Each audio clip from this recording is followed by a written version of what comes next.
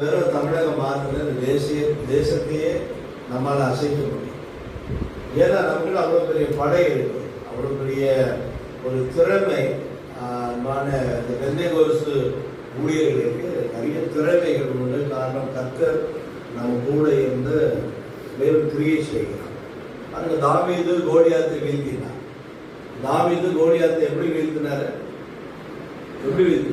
தேவனுடைய நாமத்தினாலே வீழ்த்தினார். ஆமென். ஆக தேவனுடைய நாமத்தினாலே தான் நாம் கூடியிருக்கோம். நிச்சயமாய் ஒரு பெரிய முயற்சி இது. ஒரு பிஷப் நோவா ஐயா அவர்களுக்கு அரசாங்கத்தால் கொடுக்கப்பட்ட இந்த ஒரு பொறுப்பு. அதில் நாம் நிச்சயமாய் ஐசிஎம்சி சார்பாக, என்னுடைய இயக்கத்தின் சார்பாக முழு ஒத்துழைப்பை நிச்சயமாக நல்குவோம்.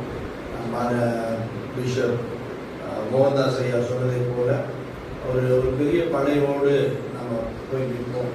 அந்த படை முயற்சி, ஆனால் நாட்கள் இல்லை, ரொம்ப குறுகிய நாட்கள்.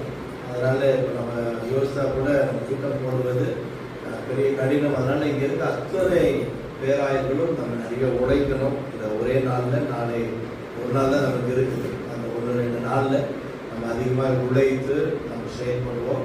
இன்னொரு பெரிய காரியம் என்னன்னா, இன்னைக்கு ஒவ்வொரு ஐக்கியத்திலும் அரசியல் நிச்சயமாக இருக்குது. அரசியல் இல்லாமல் இந்த ஐக்கியம் உருவாக்கப்படாது. அதுவும் ரொம்ப நல்லது. அரசியல் நன்மை இருக்கணும். ஒவ்வொருத்தரும் பார்த்தீங்கன்னா, ஐயா ஒரு கட்சிக்கு ஆதரவு கொடுப்பாங்க, நான் ஒரு கட்சிக்கு ஆதரவு கொடுப்பேன், பிஷப் நோவா ஐயா அவர்கள் ஒரு கட்சிக்கு ஆதரவு கொடுப்பாங்க. அது அவங்கவுங்க விருப்பம்.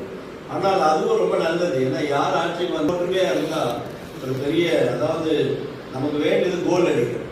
நம்முடைய கோல் என்னன்னா, இந்த சிறுபான்மை மக்கள், அந்த மாற்ற சுயதின திருச்சபைகள் ஒன்றாய் கூடி ஒரு மோகன்தாஸ் ஐயா எடுத்துக்கிட்டா அவங்க ஐக்கியத்தில் நிறைய